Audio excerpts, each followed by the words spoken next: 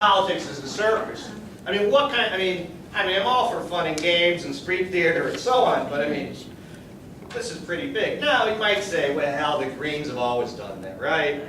And the left party, they're coming over Stalinism, and of course they want to show workers in struggle, so they're not being quite so imaginative. So they got these posters like, here comes Oscar Lafontaine, and there's Oscar Lafontaine smiling. Or another thing like, Gregor Gysi would be a good leader, and there he's smiling. You think, yeah, they're sort of dyed in the wood, but, mainstream parties are too.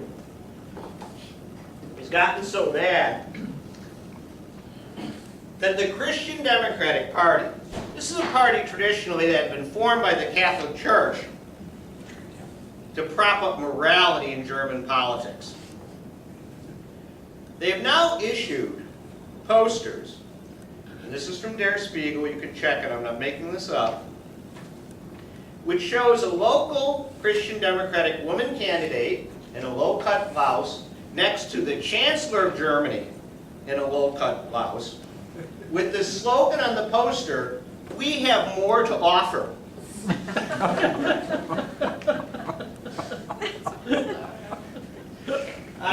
What would Otto von Bismarck have to say about this, right? You kind of wonder what.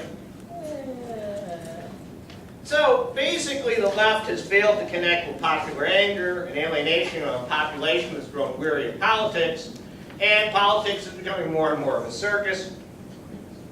So what's the future? Well, you never know about the future, but to give you one idea, France 24 news service reported that yesterday, Tuesday, August 11th, riots broke out in one of the suburbs of Paris.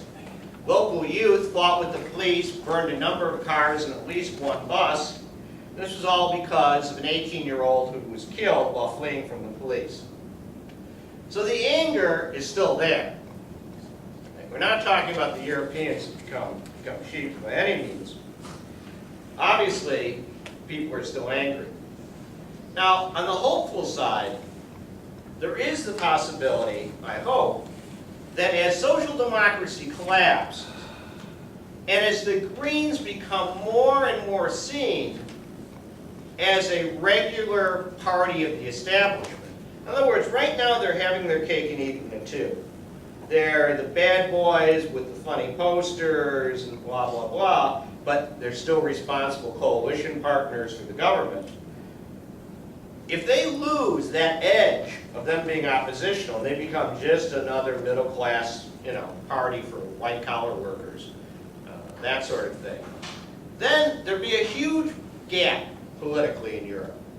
In other words, a vacuum left by the collapse of social democracy, a vacuum left by the right-wing movement of the Greens, and that gap could well be filled by far-left parties, if they can learn to speak more to the alienation and anger of people, and if they can overcome the tremendous propaganda against them.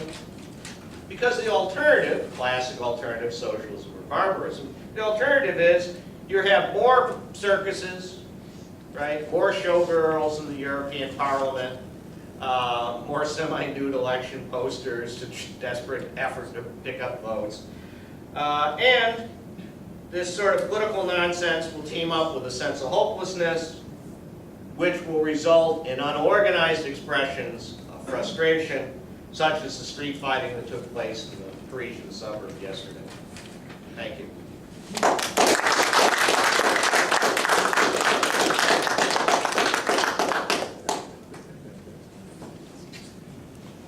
Two things you didn't mention as a reason or a possible cause for the demise of the left. I was thinking perhaps the industrial base, in other words, manufacturing in Europe as here has really declined. Also, the racism in Europe regarding Islam. France has 5 million Muslims. England 3, Germany has, 4.5 to 5. Do you think that causes, that racism may cause them to kind of forget the old left politics? Okay, yeah, the industrial-based decline is certainly a problem. However, there's no reason why, and it can be done, has been done for some parties to some extent, that they're just making a transition. In other words, the son of steel workers get white-collar jobs, but, you know, still stay in the same party. So, I mean, I don't think automatically the decline of European industry means that the left parties are going to collapse. I think it's more, what's interesting is not so much that, but that industrial workers are either not voting or even are voting for populist right-wing parties, which comes to your second question. The whole question of immigration, right? Racism, Islamophobia, and so on, is a topic for an entire session in and of itself. The massive number of immigrants there are in Europe means that things have changed quite a bit. Things have changed quite a bit. And there is a certain amount of appeal that right-wing populists can get, you know, out of that, particularly in certain countries.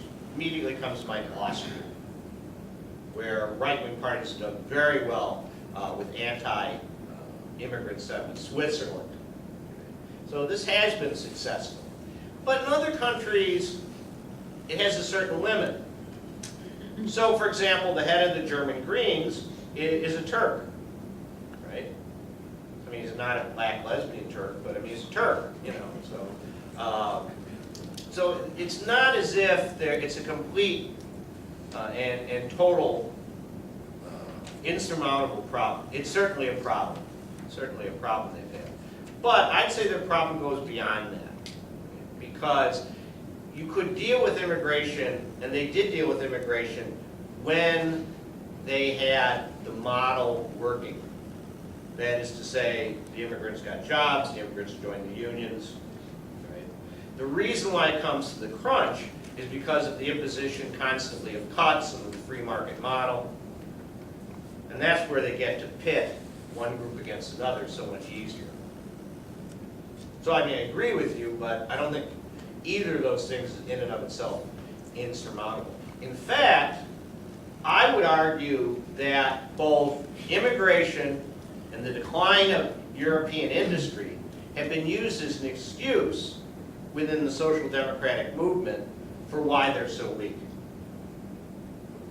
You see what I mean? In other words, rather than addressing the problem, they just say, what can we do? They close the shipyards.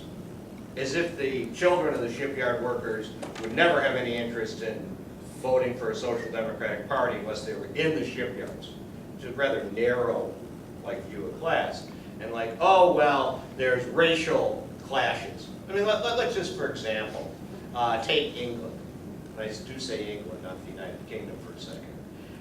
The level of racism against the Irish workers in late 19th century and early 20th century England is equal to or surpassing anything like the racism South Asian workers feel today. Yet somehow the Labour Party was able to build during those times. I mean, we kind of forget that, but if you see the sort of things they say about people from Pakistan or India, some of those things are mild. Maybe it's like politically correct self-censorship or something, compared with the sort of stuff they used to say about the Irish, and still do to some extent.